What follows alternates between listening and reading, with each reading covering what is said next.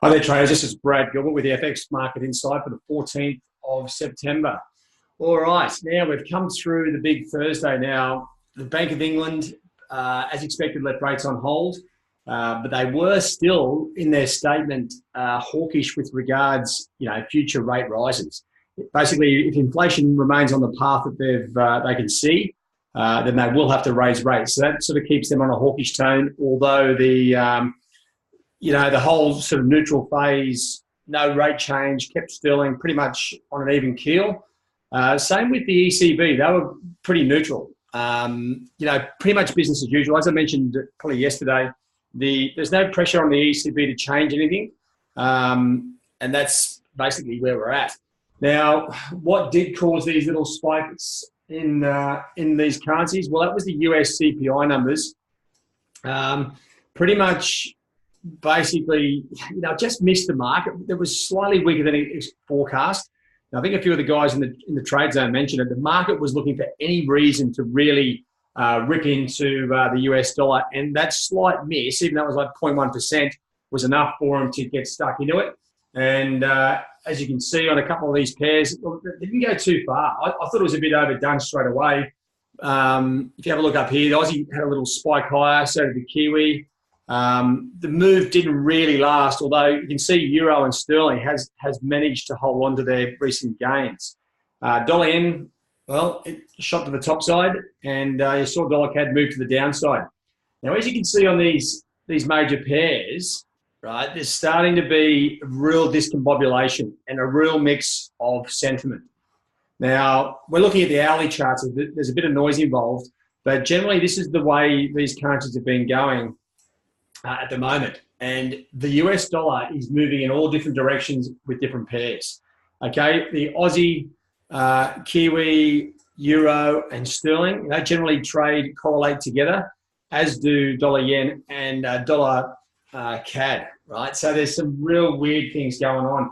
If we just come across, before I get into that, just have a look where the US dollar is and Dollar Yuan. Now, Dollar Yuan's been a bit of a wild nuisance, banging away all over the place, and it's playing a bit of havoc with the Aussie and Kiwi during that Asian session. It's really dominating direction, and that's fair enough. We knew it was going to come.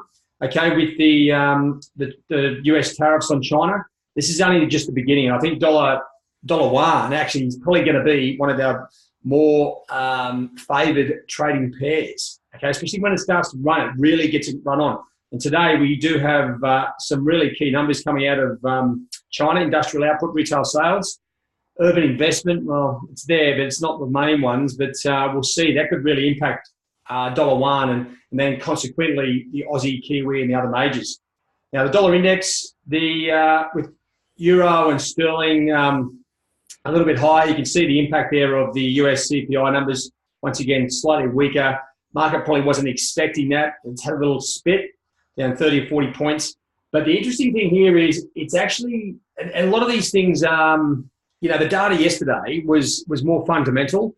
But in the background, with the geopolitical events happening, we're starting to see a shift in some of these major pairs. Now, what I'll show you this before I get into the news. The MyFX Trading Hub, if you come down through into the data analysis snapshot now, don't forget there is the detailed analysis. You want to go into that because you can see which of these pairs has a fundamental and technical bearish or picture outlook. Some of these are just technical. Now, I've got the Euro and Sterling moving into a technical bullish outlook. If anything, with the Bank of England being a little bit hawkish on rates, I have fundamentally and technically Sterling going up. Euro has turned on the technicals.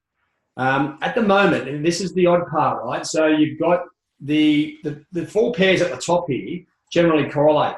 We've still got the Aussie and Kiwi in a bearish technical outlook, and the Kiwi more fundamental as well, with the central bank sort of highlighting the business outlook numbers as being a real problem for them. They were really weak.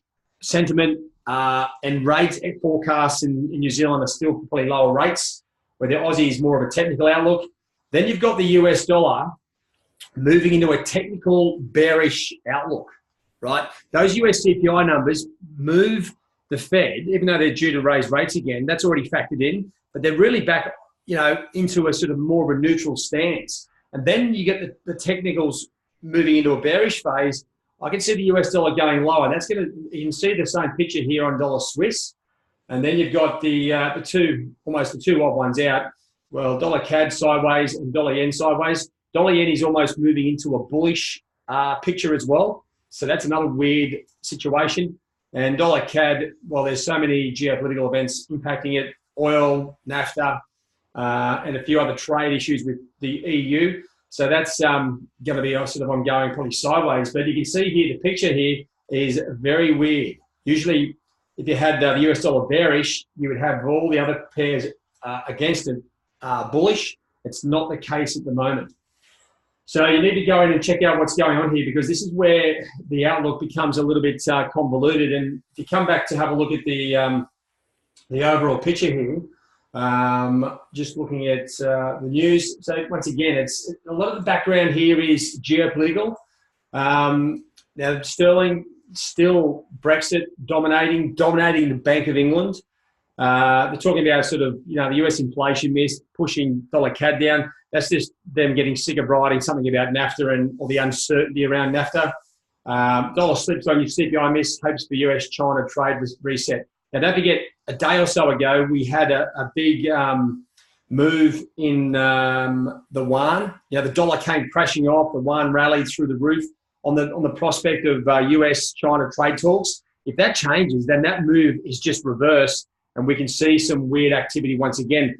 So if the yuan falls and the US dollar rallies, we're going to see Aussie and Kiwi back on the back foot again. So just be aware the outlook and the picture here. This is why we do the analysis across the board here, across the majors, because if this, this normal trading conditions, right, these four pairs here are all correlating, going in the same way, and they aren't at the moment. And that should be an alarm bell for yourself to really focus on, okay, what the hell is happening? So when you come back to work into your trade day, okay, geopolitics dominating, yeah, but the majors are discombobulating as well. So that's a sure sign that things aren't really cool. Then you come in and start to think, well, okay, I've got the picture here. So we've got individual trading opportunities on different pairs. You look at the upcoming events today. I've highlighted the industrial production numbers, but retail sales also very important for China. Now, this is going to impact the dollar yuan, obviously. It's going to become its own tradable entity. I mean, it has been for some time, but it's actually got a lot more, there's a lot more people focused in on it. So it's actually a better trading opportunity. The Aussie and Kiwi, of course, will be impacted as well. And then you've got the key event. There's nothing really out of Europe, all right? And then you've got US retail sales, right on the back of US CPI. So that'll be interesting to see how that US retail sales comes out.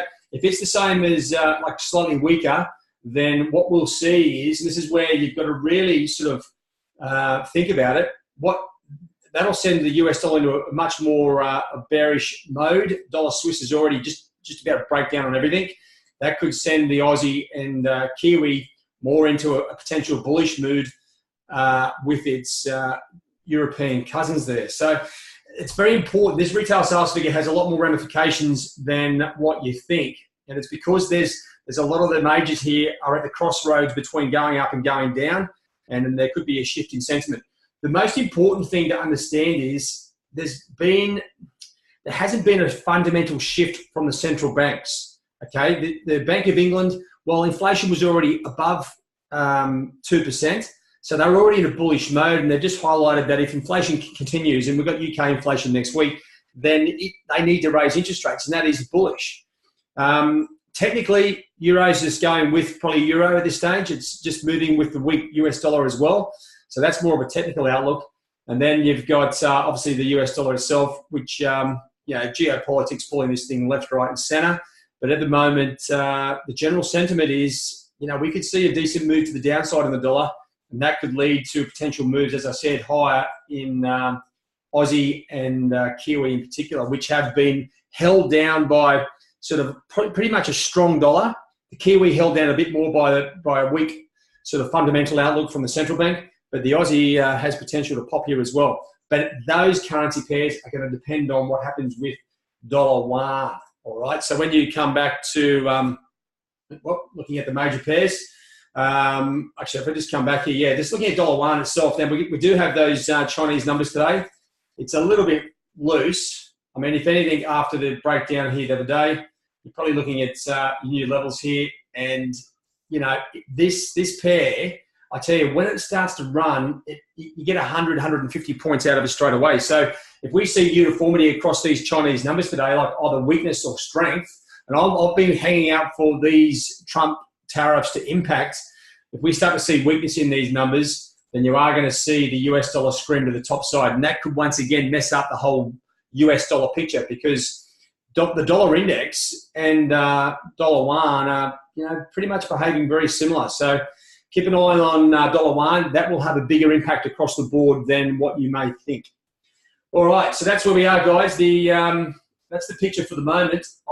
You know, as far as I can tell, what you want to be doing is focusing on the pairs, the immediate pairs where there may be, you know, potential short-term opportunities ahead of the US retail sales. Obviously, the Aussie, let me just make that a bit thicker, Aussie and Kiwi will be the two pairs. Now, they are sort of at the moment sitting in the middle of nowhere and will be at the mercy of dollar yuan.